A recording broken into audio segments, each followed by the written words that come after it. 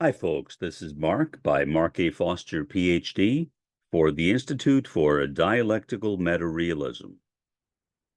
I respect the Religious Society of Friends, especially those branches, basically the Friends General Conference, that hold unprogrammed meetings.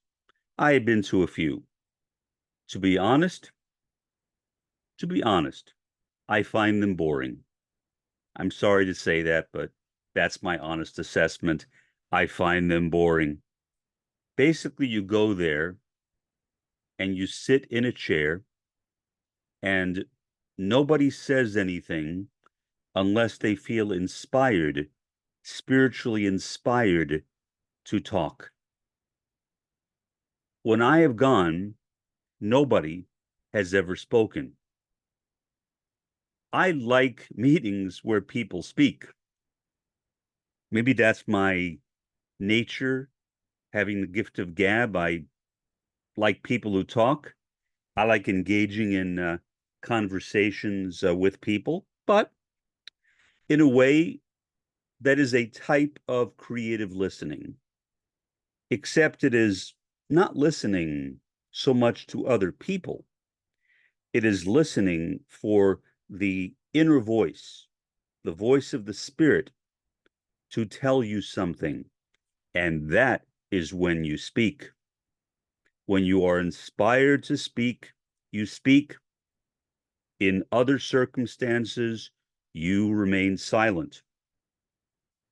I completed a program run by the Quaker teacher, Parker Palmer.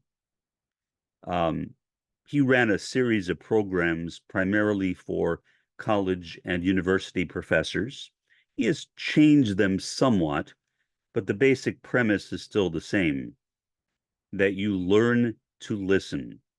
You listen to the voice within, but you also listen to each other. That I liked, because in that case, what you do is you sit carefully without thinking about what I am going to say, which is what I have a tendency to do. I know that. When somebody is talking, I am thinking, what am I going to say? When can I interrupt this person? I'm being honest. That's the way I am. I have tried not to be that way, and I've made some improvements, but not as many as I would like, to be honest. Um, but Parker Palmer's program was good, I thought, because it was basically an exercise not only in listening for the inner spirit, but also in listening to each other. And one thing we were told to do, which I can't say I exactly understand, was not to nod.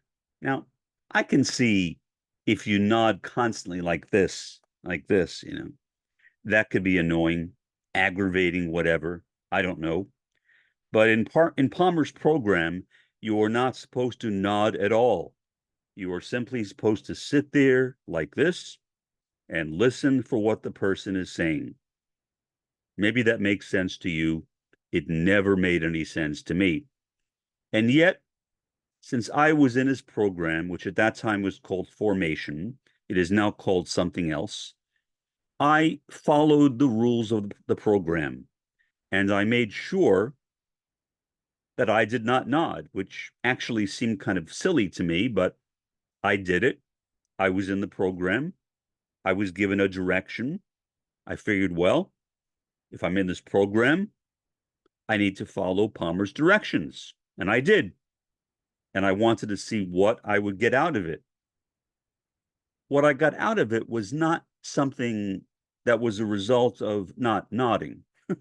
The nodding thing had no effect on me, but simply learning to listen. It brought back memories of a speech communications course I took back in 1974 when I was a freshman at Nassau Community College in New York. And one section of the course was devoted to what was called creative listening. I love that course. I really enjoyed it. I took it during my first semester in college, and it was a wonderful introduction to college for me. Because basically, creative listening means that you listen to what the other person says carefully, so that when you respond, you are responding in the context of what that person is saying, meaning you're not simply going off on some tangent. I guess that is why it is called a conversation and not a monologue. Most people have a tendency when they talk, I have observed, including in myself, to get into monologues. We look for a time that we can do it. We think of the thing we want to say. And once that opportunity is there, we go into our monologues. Yeah, I do it too. But that was not what we were told to do. And it was a wonderful learning experience for me. Learning how to listen creatively. Wonderful. I assume that is a basic part, or at least it was a basic part, of speech communications courses at that time. And I really loved speech communication as a result of that. When I took that course, I was a theater major, but I quickly left that and became an English major.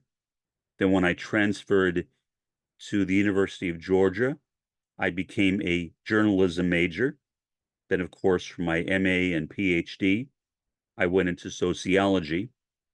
So I kind of flipped around from one thing to the next, but creative listening to me is a very, very good practice or praxis. It is a vital way of learning from the other without ignoring the other. Otherwise, it seems to me anyway, speaking personally, that my tendency is not to pay close attention to what the other person is saying. But creative listening forces you to do that. You cannot engage in creative listening without actually, specifically, and energetically listening to the person who is speaking. And guess what? That involves nodding. That's why I liked it. So obviously, the people who came up with creative listening never consulted Parker Palmer, because to them, nodding was good. It was not a bad thing. And I enjoyed it. Now, I didn't overdo it, but nod like this. That seemed like a perfectly acceptable way to acknowledge what the person had said, letting the person know that I am paying attention. Creative listening is really active listening, as opposed to passive listening.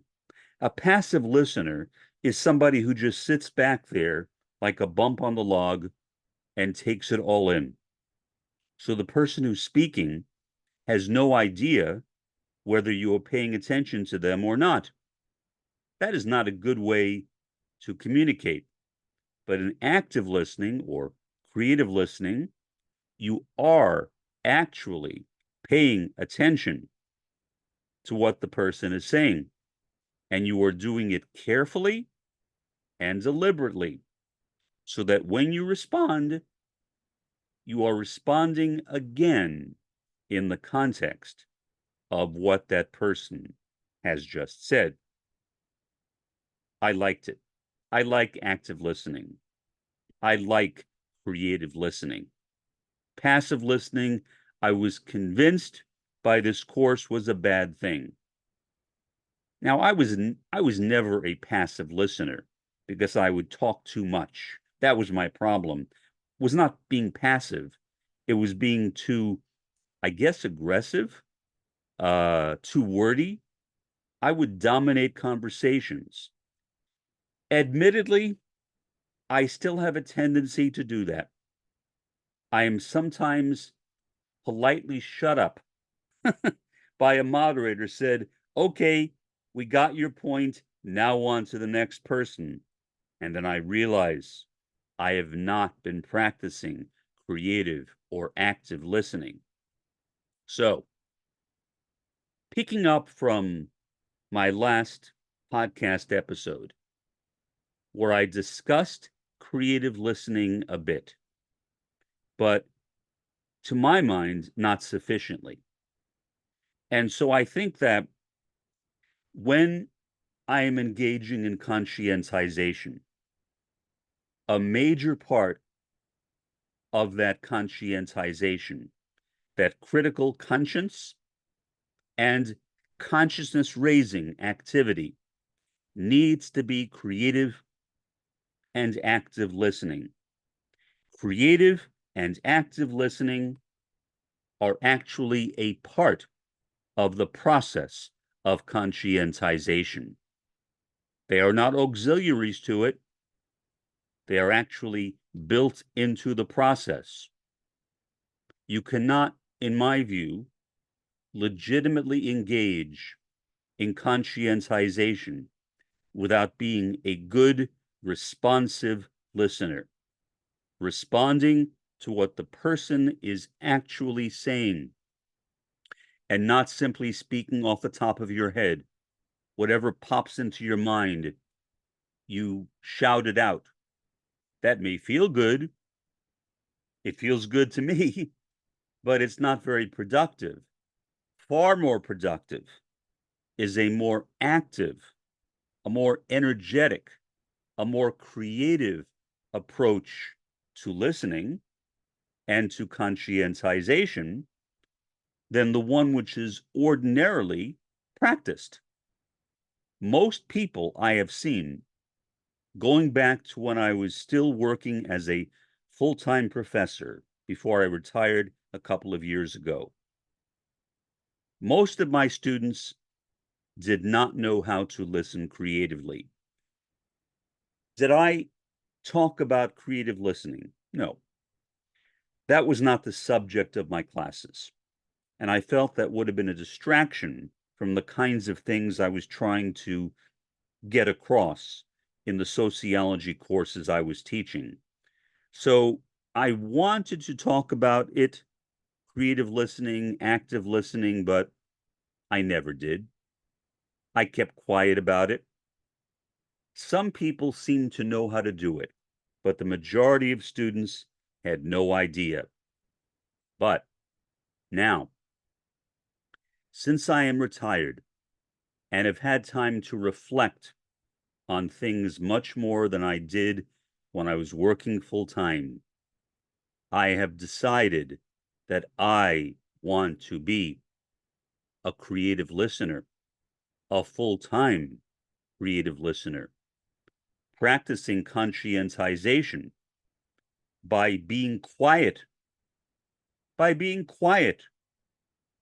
That may sound like a contradiction because ordinarily we think of conscientization as talking, as trying to raise a person's consciousness and conscience by elevating them through what we say. And that is true, I guess, in a way. But I think an even better way to elevate someone, whether their spirits, their mentality, or their hearts, is by demonstrating that you genuinely care about that person. And what better way to do that than by engaging in active or conscious listening? So that is what I have endeavored to do. To me, you cannot separate conscientization from active or creative listening. The two go hand in hand, hand in hand. They can't be divided.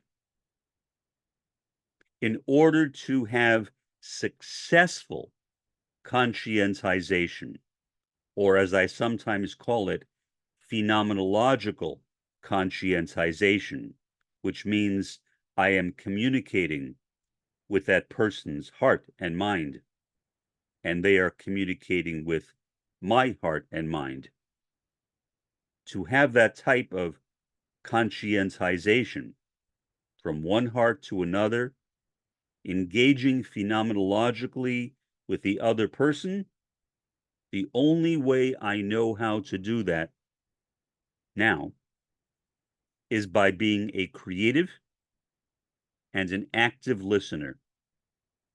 So I think that creative or active listening, whatever you want to call it, is vital for conscientization. Now, when I make my podcasts like this one, obviously I am not engaging in creative listening or active listening. I don't even know who, if anyone, is listening to me. This is not a dialogue. I am engaging in a monologue, and I know that. So I am talking about doing something which, in the context of what I am engaged in right now, I cannot do. However, what I try to do when I am actually in a conversation with a person is to make sure that it is a genuine dialogue, a dialogue between two souls, two hearts, and two minds, and not a monologue of my soul, heart, and mind on the other person, talking at the person. Nobody wants to be talked at, I don't think. I certainly don't. In fact, I am very blunt, and when somebody is talking at me, I will sometimes say, please stop talking at me. Let's have a conversation. And that will usually stun the person. Most likely, they have never heard that. They are so used to the monologue approach to communication that what they have been used to doing is monologue followed by monologue. You engage in one monologue, I engage in another, then you engage in yet another monologue, and I engage in yet another. But that is not listening. That is talking. Talking is important. Talking tells the other person that you have been listening to them. Now, especially with many indigenous people, creative listening is extraordinarily important. Many people who are in the first world, who are very westernized, or maybe I should say living in the US, Americanized, are used to talking nonstop. We are not used to pausing. In fact, many of us try to avoid pausing, to avoid letting the other person jump in. But that is not active or engaged listening, whatever you want to call it. It's something else. It is not active. It is not creative. It is not engaged, because there is actually not a conversation taking place. So I am very grateful. I wish I could remember her name. That professor who taught that speech communications course to me when I was a freshman in college. It is one of the few courses I took as a community college student that I still remember vividly. I remember we would all sit around in a circle. I know exactly how the thing would work. I loved that class. I loved everything about it. I really enjoyed engaging in the process of active listening. And so, if we, and I'm assuming that you are somebody who may think somewhere along my line, maybe you don't, but maybe a Maoist third worldist, a Maoist, a third worldist, or something else along that line, that you perhaps engage in conscientization too. I don't see how a Maoist third worldist could not engage in conscientization. I mean, that is one of the major revolutionary praxis that we can engage in the first world, along with Antifa, as I mentioned in a recent podcast. So I relish my time engaged in conscientization. And I want to make sure that I use that time smartly and attentively, that I'm not wasting my time by talking to a wall, by talking to an empty chair, which is in effect what we are doing if we are engaged in a monologue. A person might be sitting in that chair, but we are ignoring that person because all we are focused on is what let me change that, what I have to say. What I have to say. And when I sit back and contemplate that, I think, why should anyone care what I have to say? I do. I love what I have to say, but to others, I doubt it. Maybe sometimes, but for the most part, no. I don't think that most people care about what I say. To be honest, I don't think most people care about what you say. People care about what's going on in their own minds, their own process of reflection. The main thing is that if you want to get into that process, if you want to have that person potentially incorporate your thoughts, your ideas into that person's process of reflection, you really need to engage in creative listening.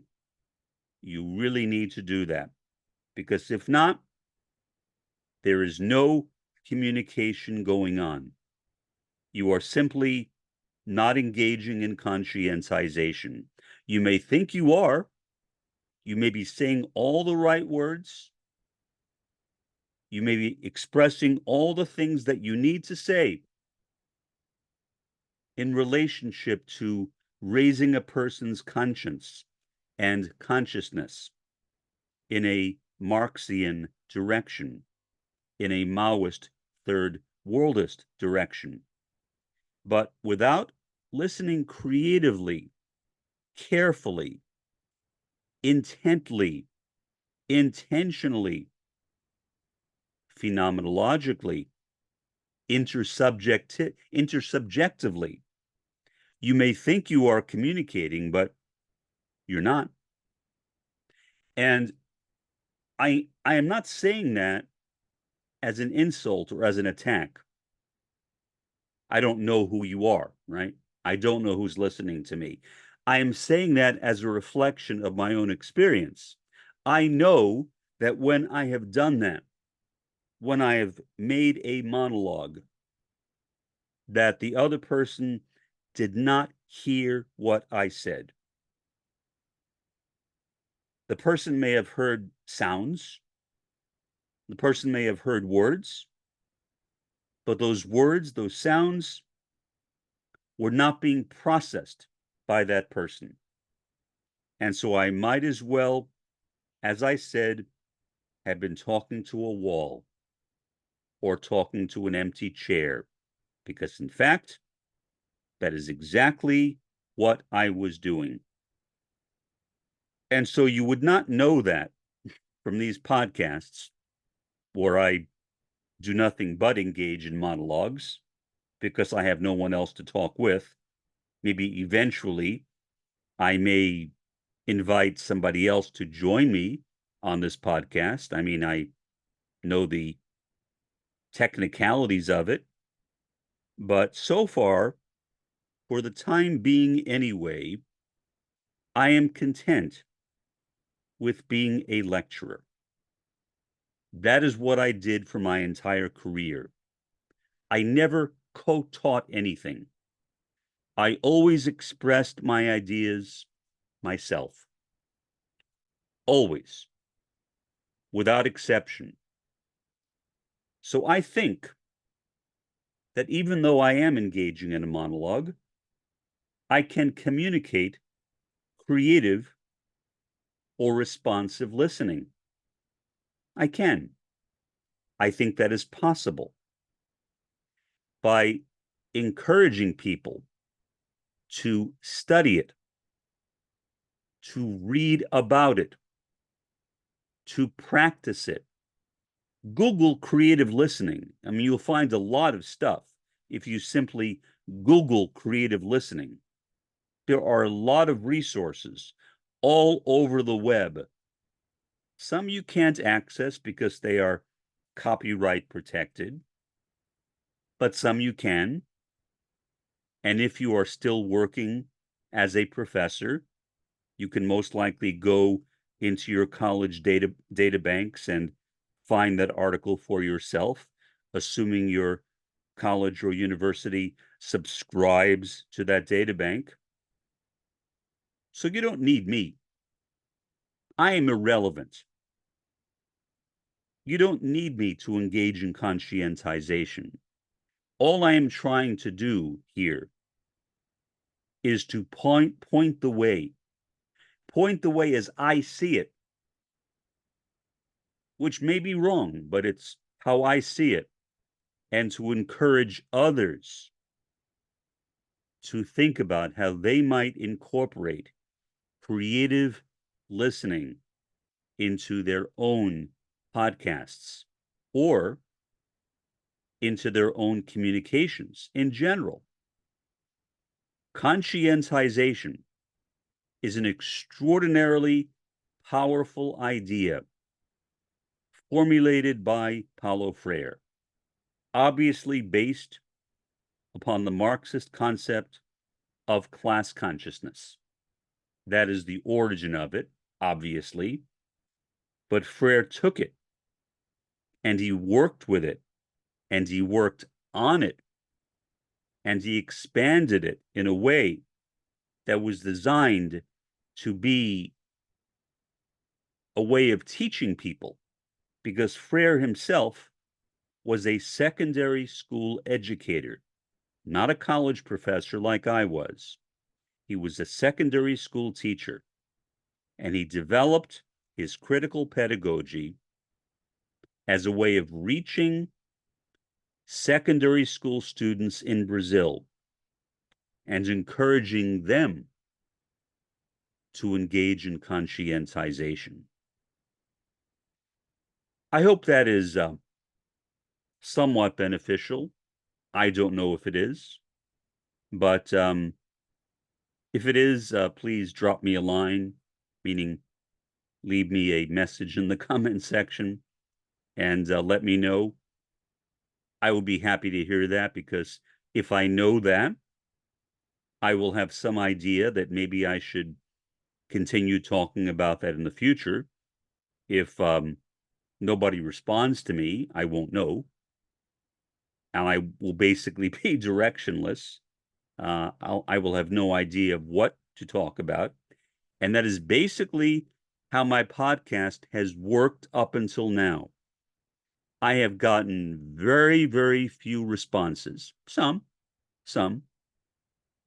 trolling as well, but some legitimate responses. And I have listened to them. I have focused on them, and I have incorporated them into my style of doing podcasts, into my own way of engaging in conscientization, including through creative listening. For the time being, this has been Mark, by Mark A. Foster, Ph.D., for the Institute for Dialectical Metarealism. Have a pleasant day and an even better day tomorrow.